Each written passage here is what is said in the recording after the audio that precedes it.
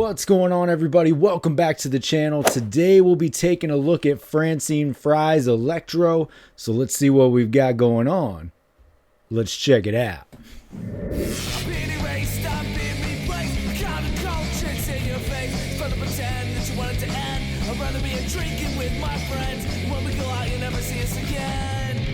As promised, today we'll be taking a look at Francine Frye's Electro. So let's see what we've got going on. Continuing this retro card wave, we are on our second here, again on the more modern card design. So, we've got a mixture in this wave. So far, the two that I have come across have been these more modern retro card backs to go with slightly more modern characters, right? So we've got Francine Frye as Electro in there. You can see her. She looks good figure-wise. I mean, she's got extra set of hands. She's got these effects, new lightning type effects, electricity effects, right? So I like that. I'm excited to see what those are like. They seem a little bit more durable, so looking forward to that. There's your image on the side there. Flip it to the back. That's what you got. Image of the figure at the top. Electro, Francine Frye. There's your wave. That's what you need to complete it. Really looking forward to these two. Still haven't stumbled upon them, but they're out there. There's your important information at the bottom. There's your blurb. When Francine Frye absorbs the powers of Electro, she uses the ability to manipulate electricity to transform from accomplice to supervillain. So there you go. Let's get her out of the box. Fresh out of the box, this is what I would say is an average figure at best, right? I don't know that there's a lot that really needs to go into this figure.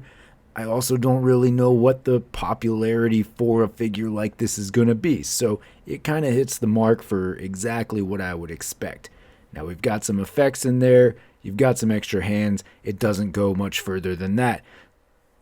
It is what it is, right? You take it for what it is. You see it. Do you want it? Sure. If you don't, you don't. So I picked it up. It is something that I want on the shelf and a figure I do want to take a closer look at.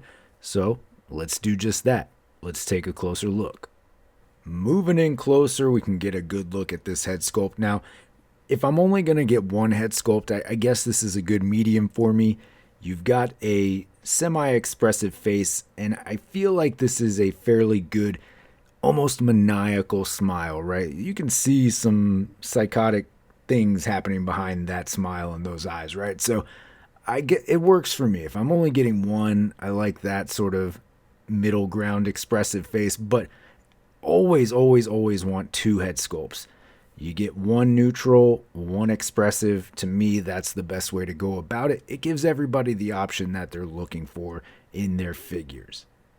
Overall, I feel like the figure offers a good aesthetic look, gives me kind of what I want. What I don't like about these figures and these designs when they do this is you have the yellow plastic in there, but then you have the yellow painted areas. And especially when it's painted over black, because that tends to let the black bleed through, and that definitely wears out over time. So just a little bit nitpicky, but something that I personally don't like when they do. For your hands, you do get your open set of hands, which is a good option, especially with the electricity effects, although mine does have this weird spot that won't come out. And you do get your set of fists. If you're only getting two sets of hands, I think that's fair, open and fist, but I would love to see new hands for the female figures, and I feel like I say that every time.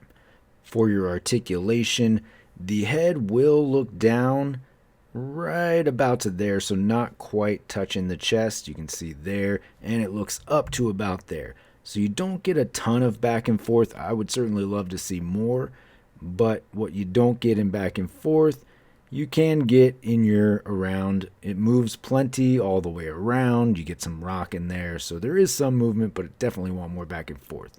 Arms work all the way around, no issue. And they go up and out to about there. Upper bicep cut.